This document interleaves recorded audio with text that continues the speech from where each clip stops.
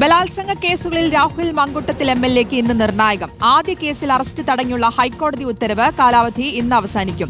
രാഹുൽ മങ്കുട്ടത്തിലിന്റെ മുൻകൂർ ജാമ്യാപേക്ഷയുമായി ബന്ധപ്പെട്ട 2 ഹർജികൾ ഇന്ന് ഹൈക്കോടതി പരിഗണിക്കും. രണ്ടാം കേസിൽ മുൻകൂർ ജാമ്യം നൽകിയ സെഷൻസ് കോടതി വിധി ചോദ്യം ചെയ്ത് പ്രോസിക്യൂഷൻ നൽകിയ ഹർജിയും കോടതി പരിഗണിക്കും. റഹീസ് റഷീദ് ചേരുന്നു. റഹീസ്, രാഹുൽ മങ്കുട്ടത്തിന് ഇന്ന് നിർണായകമാണ്. കോടതി വിധി എന്തായിരിക്കുമെന്ന് കാത്തിരിക്കുകയാണ്.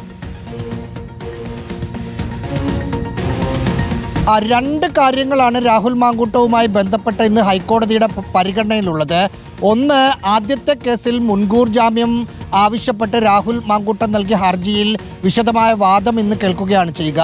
രണ്ടാമത്തേത്, സെഷൻസ് കോടതി മുൻകൂർ ജാമ്യാപേക്ഷ നൽകിയ രണ്ടാമത്തെ അതിജീവിതയുടെ കേസിൽ ആ മുൻകൂർ ജാമ്യാപേക്ഷ നൽകിയ വിധി റദ്ദാക്കണമെന്നാവശ്യപ്പെട്ട് പ്രോസിക്യൂഷൻ സർക്കാർ ഹൈക്കോടതിയിൽ നൽകിയ ഹർജിയാണ്. ഈ 2 ഹർജിയും രാഹുൽ മാങ്കൂട്ടത്തെ സംബന്ധിച്ച് നിർണായകമാണ്.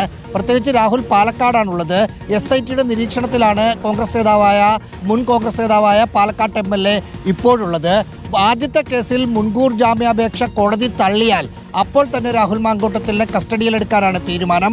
അതല്ല, ആദ്യത്തെ കേസിൽ മുൻകൂർ ജാമ്യാപേക്ഷ തള്ളുകയും രണ്ടാമത്തെ കേസിൽ സെഷൻസ് കോടതി വിധി ഹൈക്കോടതി റദ്ദ് ചെയ്യുകയും ചെയ്താൽ അപ്പോൾ കസ്റ്റഡിയിലെടുക്കാം എന്ന തീരുമാനത്തിലാണുള്ളത്.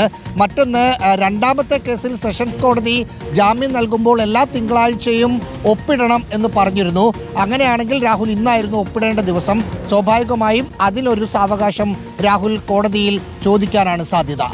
റഹീസ് റഷീദാണ് വിശദാംശങ്ങൾ നൽകിയത്. രാഹുൽ മാങ്കൂട്ടത്തിൽ എന്തായാലും പകൽ വെളിച്ചത്തിലുണ്ട്. പക്ഷേ ഇന്നത്തെ കോടതി വിധി നിർണായകമാണ്. മുൻകൂർ ജാമ്യാപേക്ഷ കോടതി നിഷേധിക്കുകയാണെങ്കിൽ കസ്റ്റഡിയിൽ എടുക്കാനുള്ള നീക്കത്തിലേക്ക് വരെ SIT കടക്കും.